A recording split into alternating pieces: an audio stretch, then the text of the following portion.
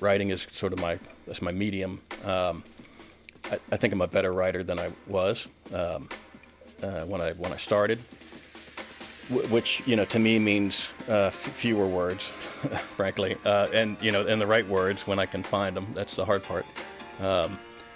But I also want to impart a little bit of not just the information but the sensation of it, the sort of the sense of it, the poetry of it, that as I experienced through Falconry, which I'm not alone in just sort of, again, unapologetically loving the sport. I love every aspect of it.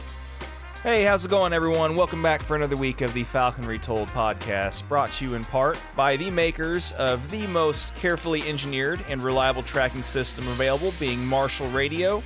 If you want to find out more about Marshall's amazing radio telemetry products, head to marshallradio.com.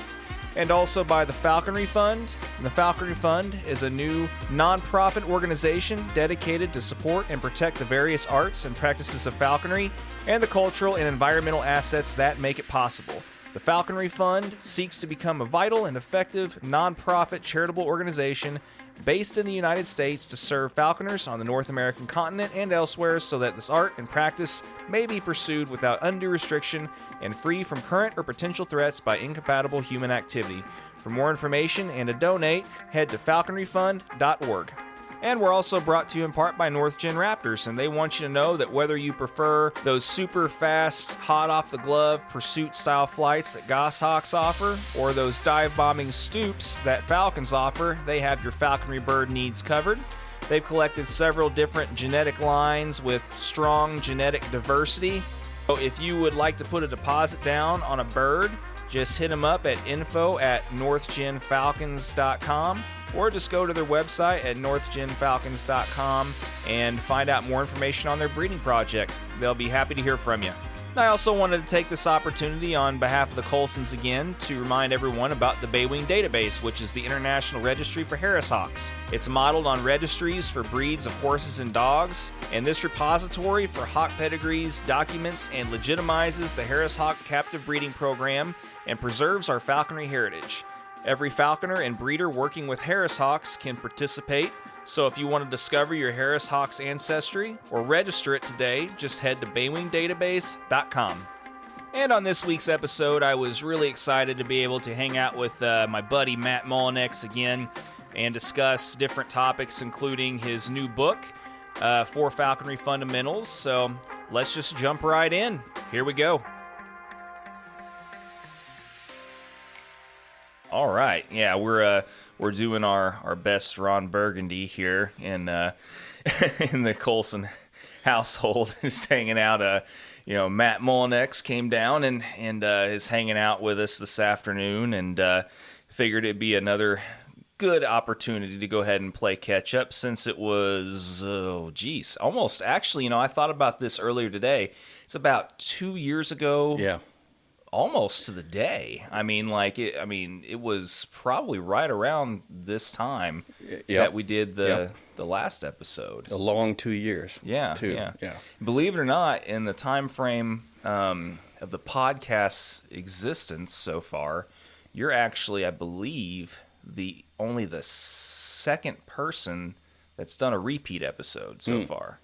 And we're over 50 episodes in at this point. Yeah, that's amazing. That's amazing. It'd really been fun to see it take off. Yeah. It was episode, I believe, 7 is the one you were initially there, and now we're like I said, we're episode 50, 51, 52. Getting up there. But yeah, overall, it looks like you've been kind of a busy man this last year. It's been a tough year for everybody. For the sake of the future listeners, we're coming to the end of the COVID pandemic, or at least the beginning of the end. And like everybody else, I went through losing jobs and picking up new jobs and lockdowns and a lot of walking and not a lot of going to restaurants, and just a total sort of lifestyle change. And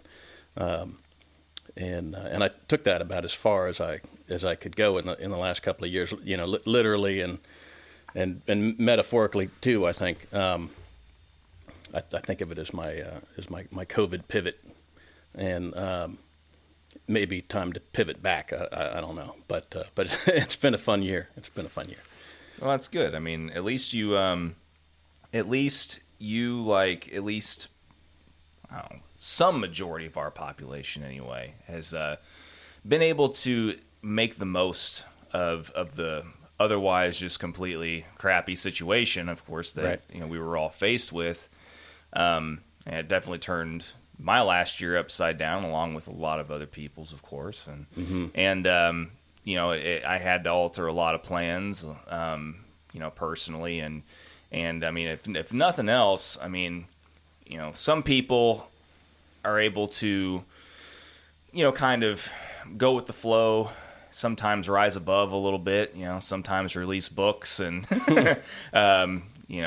buy campers and the whole 9 yards and just decide that, to hell with it. I'm just going to go ahead and make the most of otherwise crappy situations. And, well, it shouldn't be lost on anybody that being able to do the things that I was able to do this last year is a blessing. And, not being an essential worker, for the first time in your life is a blessing.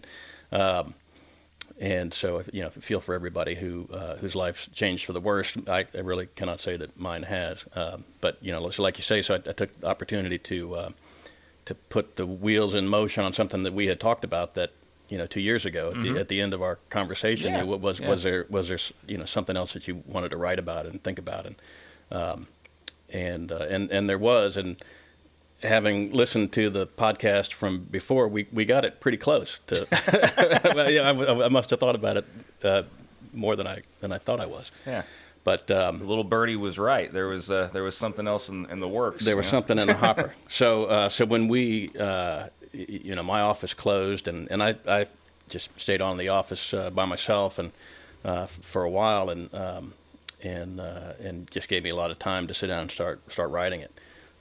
So what we ended up with was this very very slender volume called 4 Falconry Fundamentals, and self-published it through Amazon.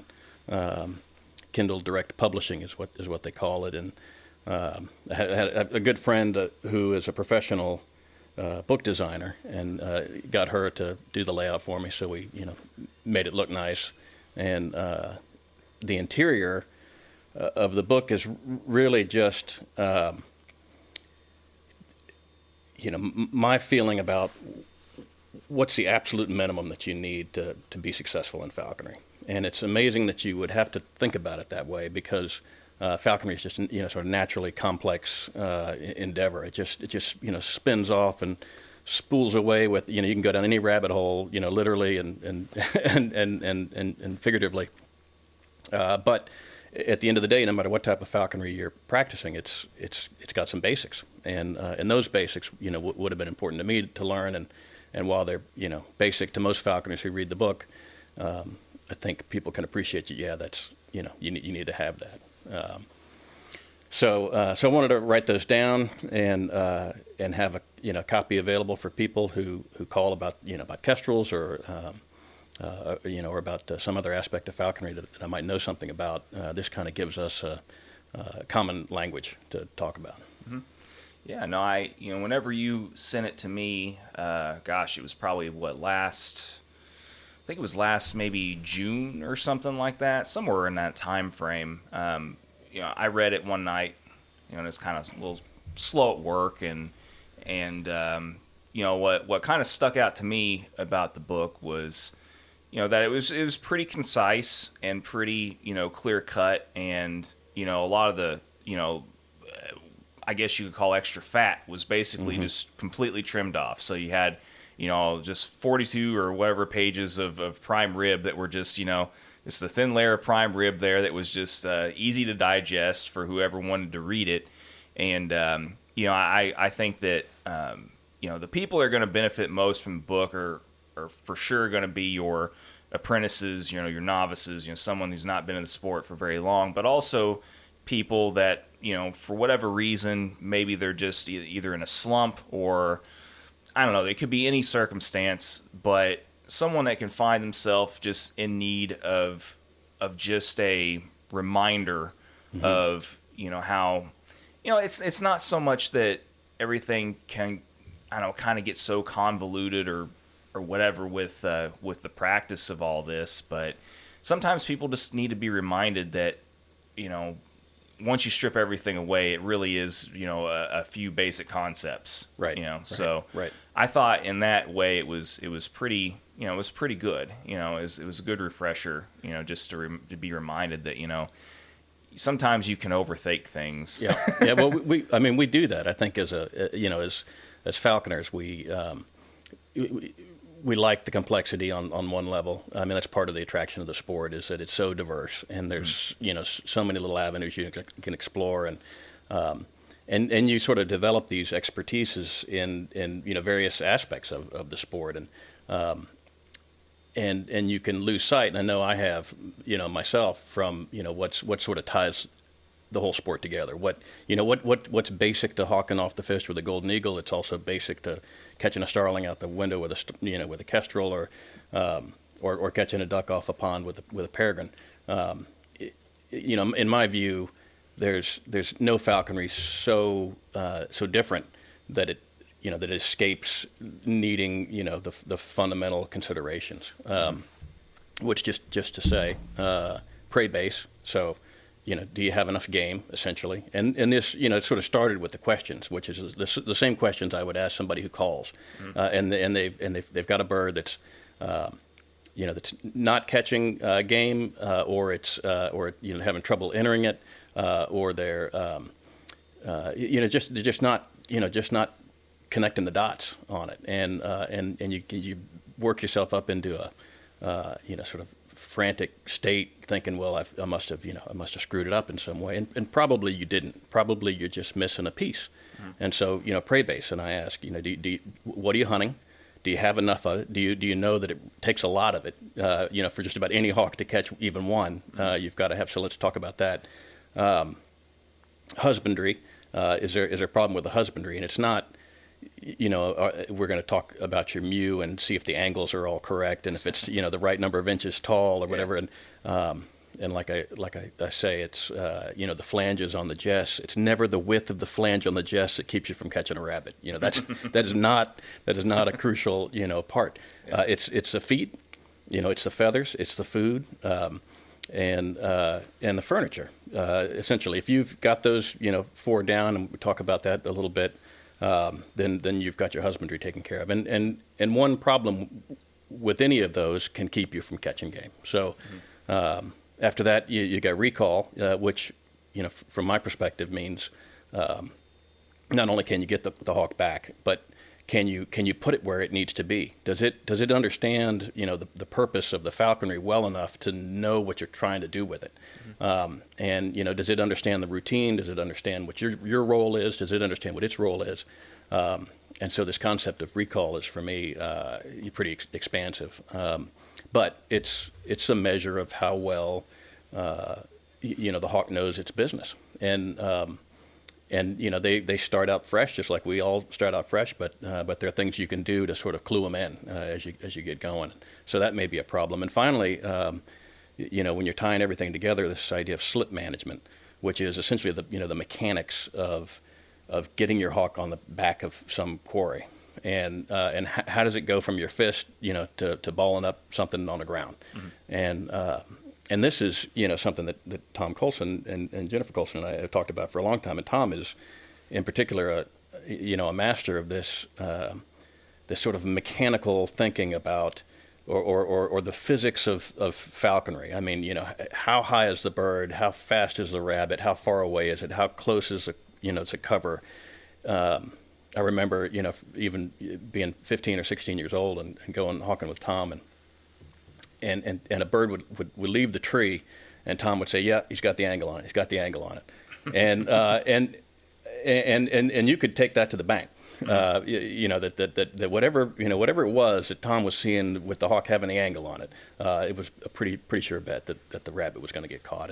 And that sort of basic concept of there is a mechanics to sort of physically catching something with a hawk, and that's not infinitely complex. It's about speed and distance and height, essentially, and there's advantages. Essentially, falconry is about giving your hawk an advantage over the quarry, and you can stack up advantages. You can have a fast hawk with a close slip, and you're exponentially increasing your chances of catching. Or if you want to scale it back, you can make it harder for the hawk. And some people see a good cause to do that, especially mid-season or later in the season when they've caught as much as they want to, but now they're really after some fantastic flight that would be difficult to achieve in any other way. So the art of the sport certainly slips into this kind of meat and potatoes aspect of slip management. But if you're starting out and you want to catch the rabbit, you want to catch a squirrel, you want to catch a starling or a duck or whatever you're going after, you have to think of it as a sort of a mechanical process. Mm-hmm. So prey base, husbandry, recall, and slip management, and those are the four fundamentals that I think of as being essential to falconry. Within those four, there are a couple of things that we think about, and between prey base and husbandry, there's the choice of the hawk, right? So we always start with the hawk first because we're falconers, so we think, I want an Applemotto falcon, or I want or I want a gyr falcon, or I want a goshawk, or and you these wonderfully sexy, cool birds. But the truth is, while having the hawk is a pleasure in itself, what to do with the hawk is catch game with it. And if you don't have the right kind of game, if you don't have the right kind of habitat, if you don't have enough of it, then it's going to slow you down. So this idea fitted in between how much game you have and the sort of husbandry that you practice is which kind of hawk you want. And similarly, between husbandry and recall, there's weight management. This concept of what we commonly call weight control. But I don't think any of us control it as well as we would like to. So I'm settled on weight management as the name of the concept. But that obviously has a lot to do with recall, and it's part of your husbandry. Moving down the line between recall and slip management is this idea of, well, how do you get a bird that's trained? The recall is good. You can get it back when you want it to. It knows what it's doing. You could point to a tree and it'll go to the tree. You can throw it into a tree. It'll go to that right tree. And come back when you need it to. So you have some control over the bird.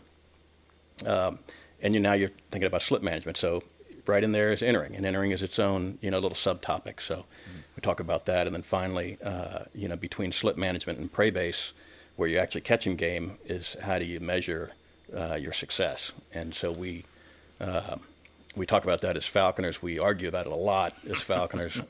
Is it the number of head? Is it the height of the stoop? Is it how far you drive in a season? Is it how big your gyr falcon is? What is success for you? And for me, as someone who does just unapologetically love the hunting aspect, I do want to catch something with the hawk.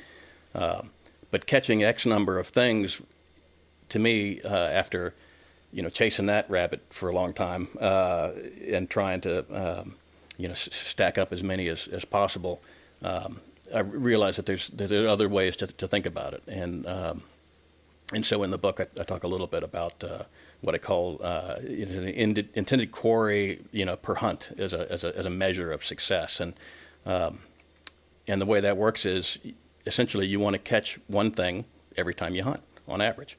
And this is obviously, not always possible, and sometimes, more than possible. But, it's discussed in the book over the course of a season. If you're approaching, basically a 1-to-1, you know a couple of things. One, that your bird catches stuff, and what somebody knows about you is that you intend to catch stuff, and I think this is compatible with our definition of the sport, and something we can all agree on is hunting wild game with a trained hawk. Mm-hmm. So that's a lot. That's almost a whole book right there. Yeah. all 78 pages. Yeah, I'll be darned.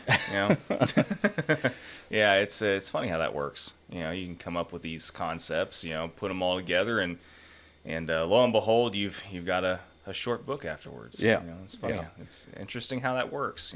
But, well, and I think it's also interesting how even if you just look at those 4 topics, you can always think of at least, I don't know, like a handful of stories, or a handful of different little themes or concepts, or just little, I don't know, little quirks that you've experienced yourself in the learning process of every, you're just talking about the slip management aspect. Mm-hmm. You can always think back to a story of you were talking about the whole angle thing. It's like, oh, he's got the right angle, right approach. And you can still think back and remember whenever you were first starting into all this and learning. Maybe you weren't even an apprentice yet, but you were just getting out with people in the field and experiencing it for yourself. But just wondering what the hell they were talking about. You can remember just thinking what did that mean? And then whenever the light bulb clicks, okay, well, that's what that means. Right. Whatever. Or whenever someone actually was show you an example. As I remember, it's there was one time I was out in the field and saw a rabbit running just straight towards another guy's hawk.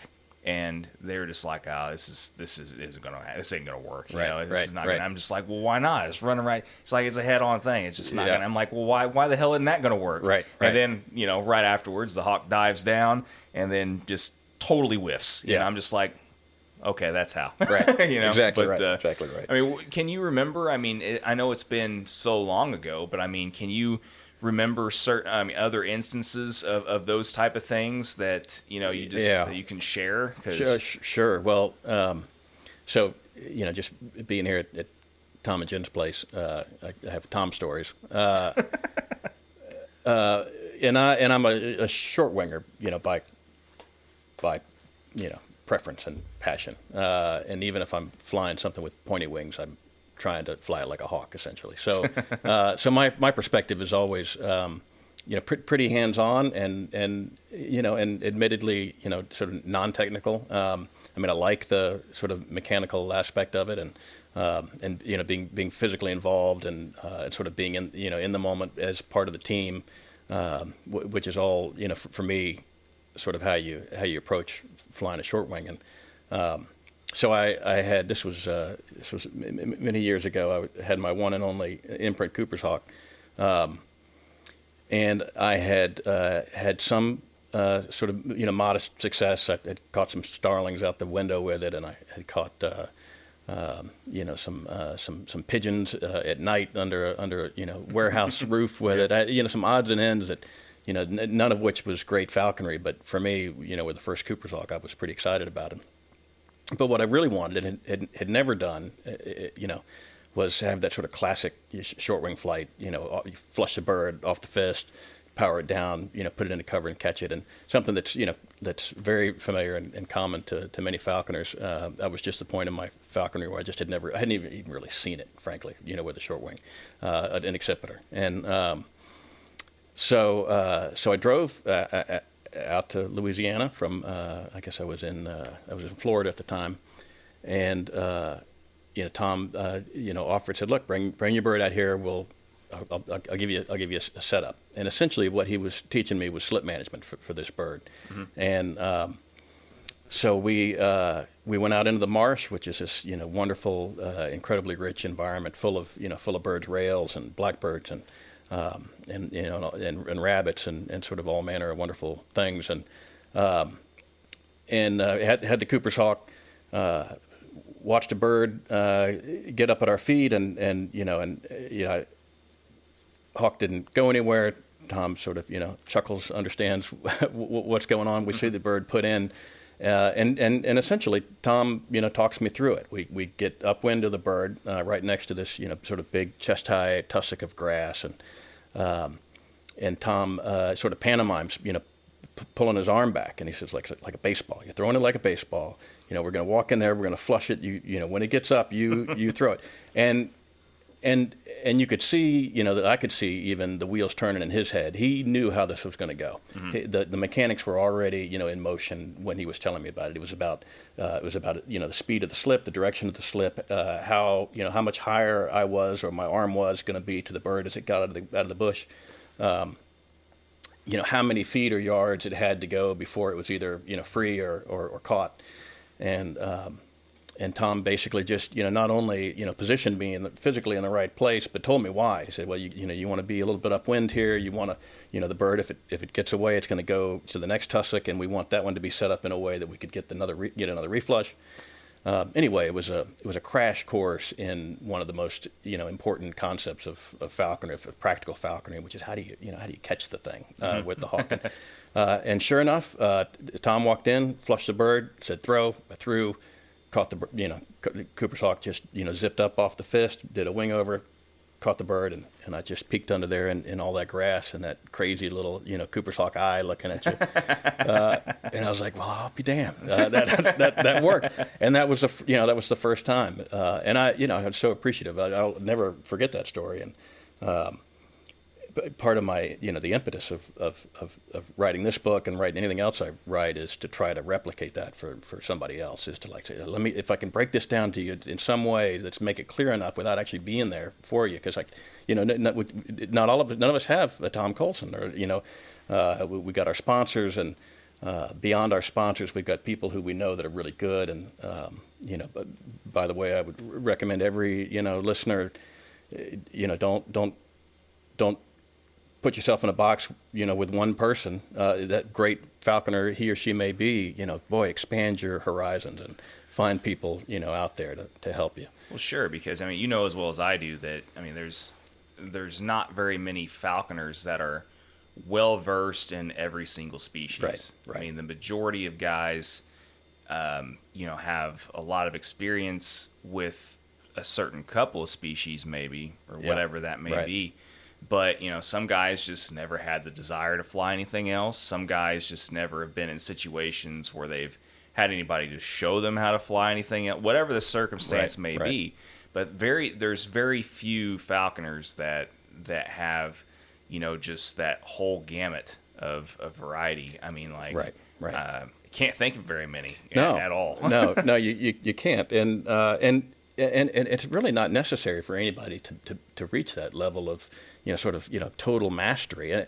Most of us, by the time we've, been in the sport a couple of decades even, we kind of figure out what kind of falconer we are. Mm-hmm. You know what you like. And within what you like, there's 2 or 3 hawks that are really good at it. There's, 2 or 3 quarries that are really give you the kind of flight you like. And you live in a certain place, and the certain place is limited to what it can offer you. Unless you move. So one of the circumstances where you might want to sort of break down your falconry and start and build it up again, with these, compare it to all the fundamentals and see if I'm meeting it, is if I move across country. If I'm a squirrel hawker in Alabama and I want to be a jackrabbit hawker in Arizona, I need to break it down a little bit. I need to figure out, how to rethink this, but along the, the same lines and make it work where it is. Mm-hmm. And if you're an apprentice in Alabama, your sponsor, may not be a jackrabbit hawker, right? And may not know much about it. So, but fortunately, you'll have met people online or in person and gone out there and seen it for yourself, and given you in that situation sort of a rubric, a pattern that you can follow to see if I do have enough game. I am getting this many flushes per hour, and I do have a hawk that can ball up a jackrabbit, as opposed to one that keeps slipping off. It's not the right, it's not the right kind of bird. Mm-hmm. And the distances of the slip, like I've figured out, slip management, how that works, and the weight management, what it means in this particular context, right, which may be different than flying my red tail on squirrels in the woods. Yeah. So, at any rate, that trying to translate the sort of in-person, real-life experiences that I've had to some sort of format that's accessible is always my goal. Yeah. Well, we may have touched on it a little bit, the last time we talked and did one of these episodes, but I mean, has the motivation of, why you've really wanted to, write books or, continue to share those in, a written those experiences in a written format or otherwise.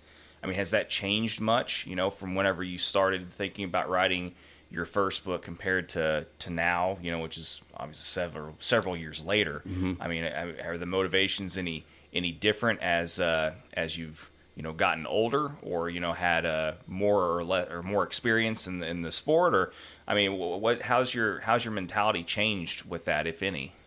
Well, I would say I've always been a writer. I mean, if I found talking appealing, maybe I would be on some sort of talking circuit about it, or you would see me, at the NAFA meets or the state meets as a keynote speaker on something. I really hate that, and I've been I do it more now because I got books to introduce people to, but it's not a natural format for me. If I was a photographer or a videographer, I would do videos of it. I mean, I always appreciate being taught. I want to pass that on. I want to teach. I like the thinking about the thing that I enjoyed doing that goes with writing about it, or taking a photograph or a video. I mean, you're basically replaying it in your head, and you get to enjoy it again. So that impetus has been the same. I'm a writer. I'm a writer by profession. I write for a living. Writing is sort of my medium. I think I'm a better writer than I was when I started, which to me means fewer words, frankly, and and the right words when I can find them. That's the hard part. But I also want to impart a little bit of not just the information, but the sensation of it, the sort of the sense of it, the poetry of it, that as I experienced through Falconry, which I'm not alone in just sort of, again, unapologetically loving the sport. I love every aspect of it, and being out there, even on bad days, and I've had some in the last this last year in particular. But they say, well, the worst day in Falconry is better than your best day doing something you don't love as much, and that's certainly true. So I think the books have gotten better. Each of the books are different. I think they all are similar in that it's my falconry. It's if you pick up any of these, I can obviously recognize myself in all of these, and I can recognize Tom and Jen Colson and sort of the culture that I come from, the part of the country I come from, the type of falconer that I am. Basically a third hawker that sometimes catches birds, and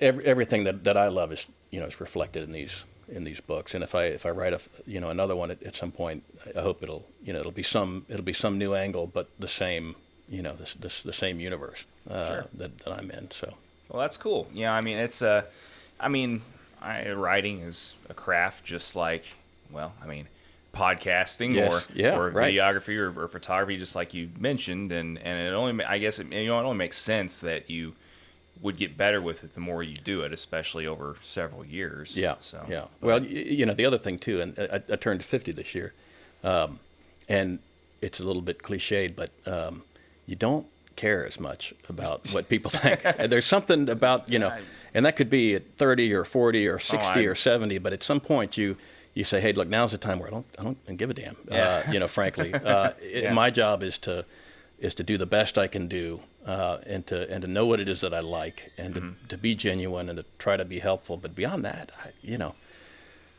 and that's helpful as a writer. It's helpful not to be tripping over yourself. And yeah, you have to have that, and no matter what medium, whether it be as a musician, an artist of some other kind, a painter, whatever the case is, you eventually have to do things that you like to do for you first, and you have to like what you're doing first, and once, because if you start doing things with just other people's opinion in mind all the time, you're going to start hating it real quick. Yeah. At least that's my experience. Well, you'll paint yourself into a box too, because you really cannot. You can't practice your art for somebody else. Right.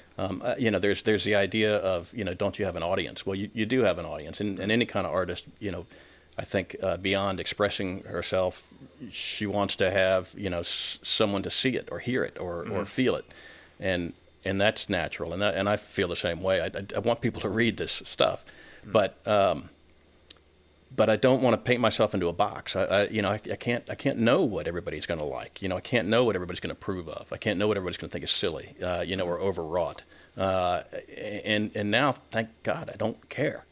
So, you know, at this point, you know, I hope to get to be a better writer and a better falconer, but I feel, you know, confident enough in both to share. Yeah. So. Well, speaking of sharing, I mean, you touched on, you know, some of the, I mean, I think it's always good to kind of remind people some of, you know, some of the highs and lows. And I mean, you kind of touched there briefly about, you know, kind of having a lot of lows, particularly this past. So what all went on this past season for those who might not follow you, or, you know, are friends with you on Facebook or whatever the instance may be. Yeah. But, well, I'm an oversharer on social media, so I appreciate you bringing that up. So this year, in addition to turning 50 and you know, facing with everybody else, you know, the pandemic, and this was also the year that my kids turned 20. They've left the house. They're sophomores in college. They you know, we're like suddenly empty nesters, and it just funny, not to say, you know, cast any aspersions on my wife, but when my kids were born, the indoor hawks, you know, became outdoor hawks. Yeah. That was a rule, and that was fine, and I understood it, and that's what we did. So that, you know, opened the door to, you know, male Harris hawks, which I have enjoyed for the last 20 years exclusively, you know, flying small birds, mostly with those guys, but primarily because they can be kept outdoors. Little hawks, kestrels and merlins, et cetera, you know, in my view, best indoor birds, and Sure. Easier to manage that way. And so at this point, you know, I wanted to get back into small birds, and it coincided also, you know, not fortunately, because it meant that, you know, the timing was good, not just because I had, you know, spare bedrooms now, but also because my hunting fields have just in the last 20 years evaporated. So all of the places that I wrote about, say, in season, and was worried even then when my kids were 3. Oh, this place is going to be gone, and this place is going to be gone, and being moved to, like, even, you know, write them down, this spot, this spot, this spot, this spot, this spot, and just watch them all vanish. Well, you know, 20 years later, they're gone. So, you know, Baton Rouge has gone on just a fundamental change after Hurricane Katrina. You know, basically, you know, vacated New Orleans, and Baton Rouge became the largest city in the state. Every square inch of it has got condos on it now, and it's essentially, you know, changed, and even the very, you know, sort of pedestrian type of falconry that I do, which shouldn't require a lot of space and shouldn't require a lot of wilderness, requires more space and wilderness than I now have, and so in addition to having the opportunity to get small hawks, it was necessary because, you know, back to the fundamentals. What's my prey base now? My prey base is not, you know, rails. It's not, you know, migratory birds that come into fields, you know, because I don't have the fields anymore. And rabbits, you know, it's difficult. It's very difficult now to find good rabbit spots within an hour of Baton Rouge. So I had really two choices. I've got starlings and sparrows. I've got gray squirrels, and you know, thought a lot about getting another red tail and flying gray squirrels, which my apprentices in the last few years have done, and just, you know, sort of reacquainted me with that fantastic type of hawking. But for me, you know, I like small birds. I like catching birds, and so I knew it was going to be, you know, small hawks again. So that's what I've done. Well, you know, to get to the bad part, small hawks are smaller than big hawks, and it's not just like it's a scaled down version. It's actually in a different place on the food chain. So, a kestrel or a merlin is not just a small, prairie falcon or peregrine or harris hawk. It's food for, a barred owl or Cooper's hawk, a red-tailed hawk. And so I rediscovered that sort of, existential terror of flying a small hawk again. Had a merlin that I went and trapped in Florida with my friend Eric Edwards, and I think you did an episode, Sure, from the merlin trapping blind. Yeah, Eric's a good dude. Yeah, I haven't talked to him in a while. Need to holler at him. I need to catch back up. So it was his, blind, and we call it the blind, sort of tongue in cheek. It's it's a wonderful house. Oh, yeah. On the beach. Yeah. So you're drinking your rum and coke while you're trapping merlins. Yeah, he's got the formula down. Yeah. That's for sure. Yeah. So I took one of those birds and brought it home, and my merlin experience is pretty thin. I've had a couple before, and lost one and released one. So no records broken. But it's a part of falconry. I really love it. I've got friends that are great merlin falconers. Eric being one of them. Spence Wise, Joel Volpe, Jim Ince. These are all like classic. These guys are great merlin hawkers, and so I admire this, and I love to see it. And I've been watching it with them for a long time, and I'd love to replicate it. And I do have some spots that while they're not good, for other types of falconry. The short winging that I like, they are actually pretty good for merlins, as my friends who come through Baton Rouge and say, "Oh yeah, that's a good field. Can we hunt that field again?" And that field, is still there. It's not. It doesn't look the same. It's it's soybeans now. It's but for a merlin, it's still good. So, at any rate, merlin's on the menu now, and for something that I would like to fly, but. On the fourth hunt of this bird, she made it to the tree line and didn't make it any further with the barred owl that got her that night, and so part of the problem of being an oversharer on social media is that you get to share all these beautiful pictures of your bird in training and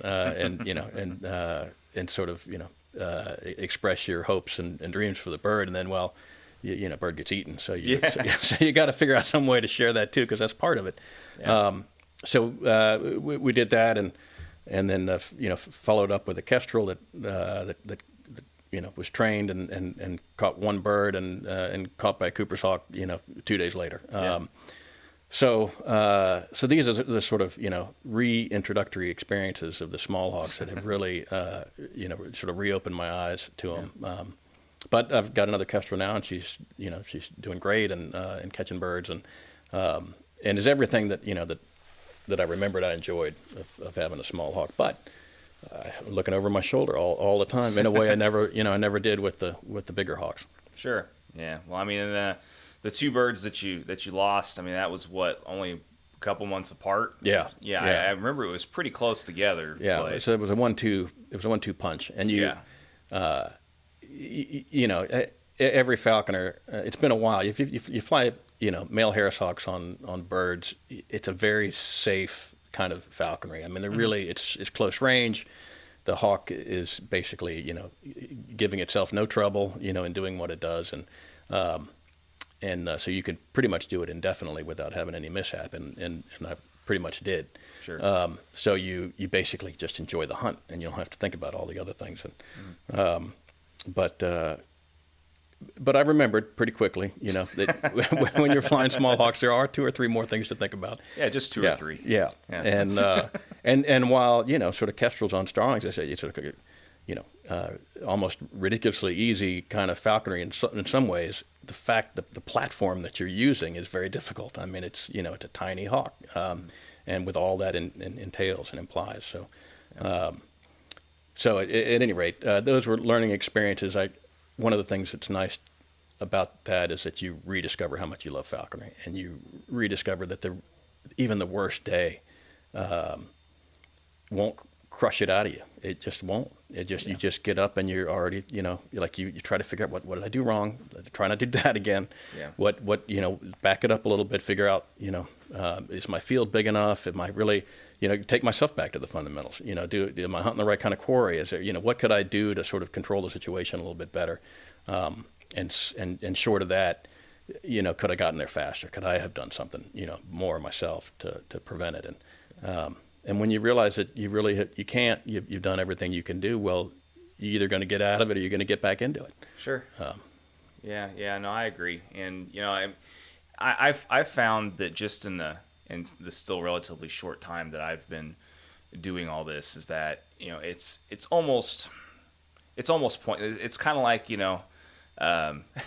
like going through a breakup or something. Like you got to give yourself X amount of time to like get over it, right? And once you reach that point in time, you have to stop thinking about it, because I mean, you have to analyze, things from different angles to see if you could learn something from the experience that you always, have and take with you. But ultimately after that, you got to stop, because ultimately the end result is still the same. Yeah. That bird is gone. Right. And it's gone forever. You're never getting it back. Yeah. But at the same time, I mean, you're either going to get back on the horse or you're not. You're either going to take a break or you're not. Right. You're whatever the case may be. But yeah, I mean, I feel your pain though. I mean, it was kind of a rough, season for me as well. With I had a red tail that I took out to Montana with me, and then one of the first free flights I did with it caught some wind and took off for Mexico, and whatever. And it probably actually did me a favor. I took the extra equipment off of it just in case that, aside from the anklets, just in case it, decided to do that. And, like I said, at the time I was getting ready to transition to going to a different assignment anyway, because the one I was at wasn't working out. So it probably did me a favor. He's eating rats somewhere, wherever he is now. But, and then, I got that other Merlin,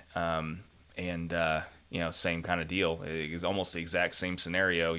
She decided to go for a little bit of a joyride. I mean, after, it's funny how you can have, you can routine, drill routine into them, and do this, the same type of training, whatever. Right. And they'll just do something quirky that one day and decide to catch some wind, take off or whatever. And then for whatever reason, they decide, I'm not going to come back down to the lure today. Right. Right. Leave them out, and the next thing you know, you go back to the site then the next morning, and all you see is a harness and a transmitter. Yeah. Fully intact harness and transmitter. No, I know what that looks like. Yep.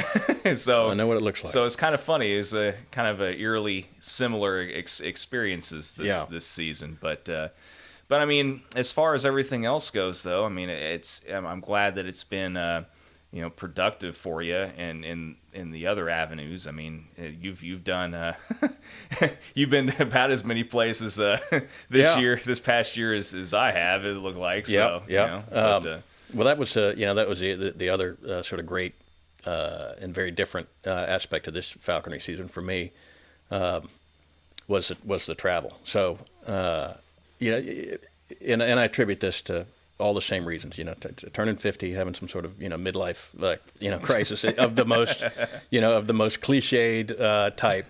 And so I bought a camper trailer, a little teardrop trailer, and I had a book to promote, and I had some places I wanted to see and some friends I hadn't seen in a while.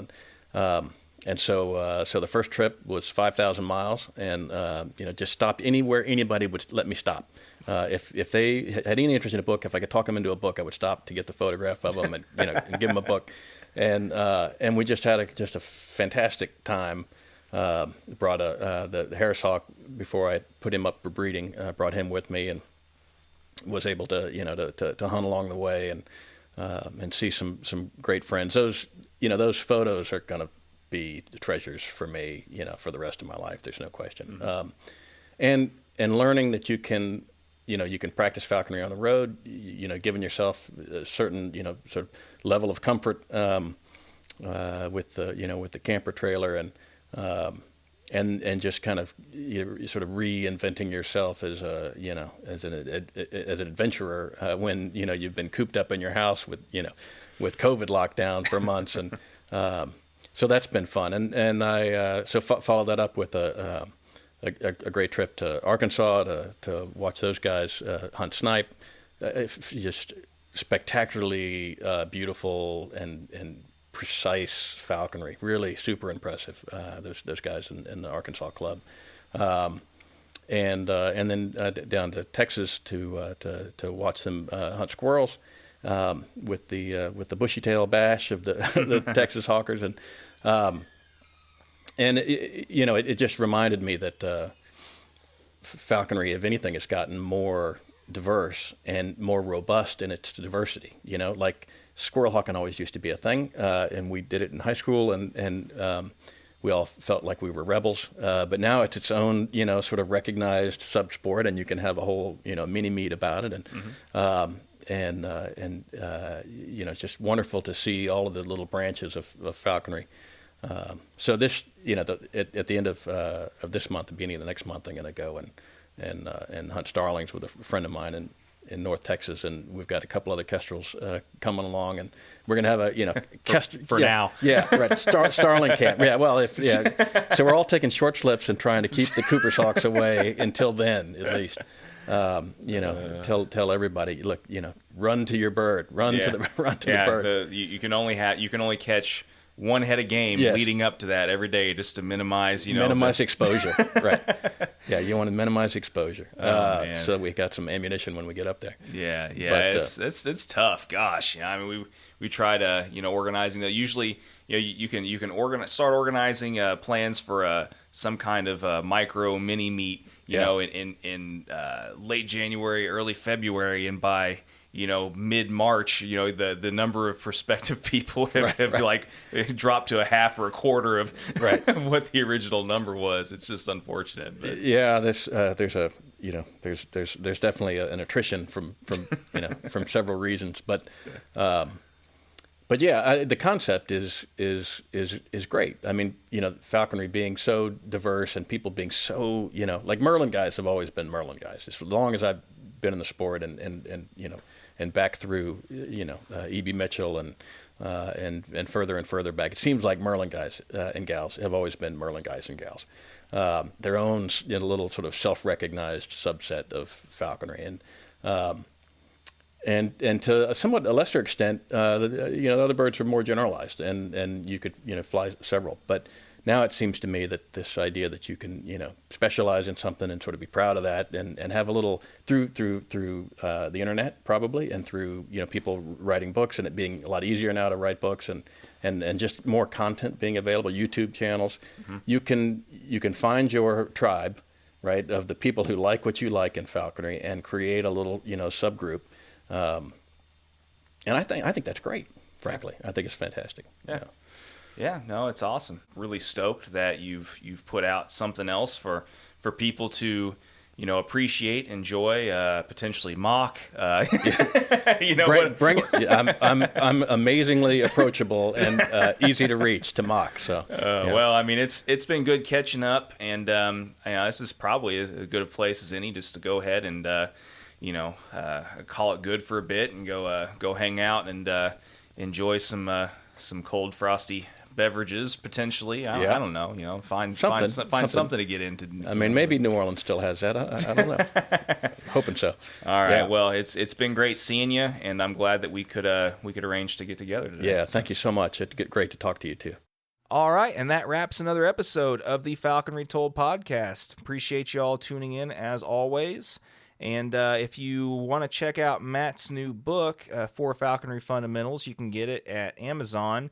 And if you haven't and want to get his prior books, American Kestrels and Modern Falconry, which I highly recommend, and In Season, both are available at westernsporting.com. And as always, take care and look forward to catching you all next time around. Peace out. Thanks, guys.